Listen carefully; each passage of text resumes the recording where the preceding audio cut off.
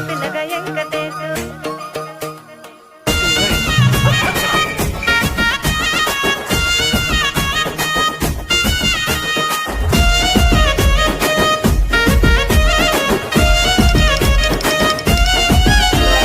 చిత్రాల మనసు నాది చిన్నగా పోతుంటావో చూడక పోతుంటావో ఇంట్లో చిన్నదాన్ని నేను చిత్రాల